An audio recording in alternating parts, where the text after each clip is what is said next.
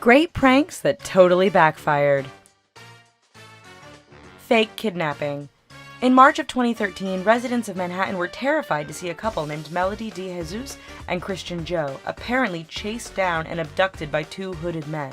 After NYPD was called, a 3-day manhunt ensued with door-to-door searches and vehicle checkpoints, where it was eventually discovered that the whole abduction was actually a prank to whisk the couple away for a birthday celebration. Emails, texts, and relationships had to be verified before the case was eventually dropped.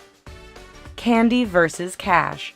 On April Fools of 2005, Narisha Gill thought she won $100,000 after listening to a radio show for several hours and becoming the 10th caller. When she showed up to the radio station in Lexington, Kentucky to pick up her prize, she was told to show up later. When she came back, she found out the station's manager only left a $100,000 candy bar. Unamused, Gill complained to the station, who only offered her $5,000. But Gill ended up suing the radio station for the remaining $95,000, and the DJ who hosted the show left the station. Armed robbery.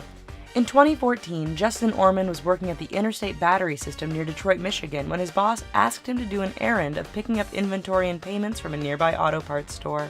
When Orman arrived, he was greeted by two men in hoodies who ordered him to surrender any valuables and frisked him against a wall. Orman thought he was the victim of an armed robbery, but it turned out to be a prank devised by his boss. Orman was so devastated and scared from the experience that he is now suing his former employer for $25,000 in damages. Dog food dinner. In October of 2004, a veteran firefighter by the name of Tenny Pierce was served a rather bland meal of spaghetti by his buddies. Pierce later found out that the spaghetti was made of dog food and was not amused. He ended up resigning from his position and suing the Los Angeles Fire Department for emotional distress, retaliation, failure to investigate, and racial harassment. He won $1.4 million in 2007. Toy Yoda.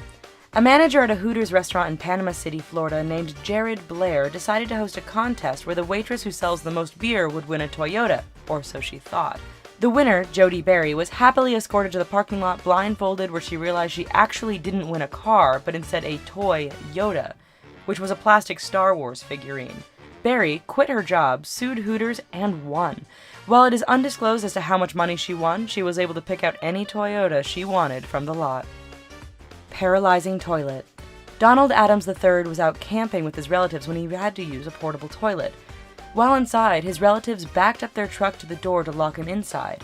Once he started banging and shaking the unit, it tipped over, causing Adams to land on his head and fracturing several parts of his neck, forcing him to become paralyzed from the neck down. Adams sued his relatives and the toilet manufacturer Polysan and won $5 million. Fake Hummer. Shannon Castillo thought she won a brand new Hummer from her local radio station, KBDS-FM, in 2005. However, when she showed up to the station to collect her prize, she was handed a toy replica. Not amused by the joke, Castillo sued the station for $60,000 and won. Her settlement was ironically the price of a brand new Hummer.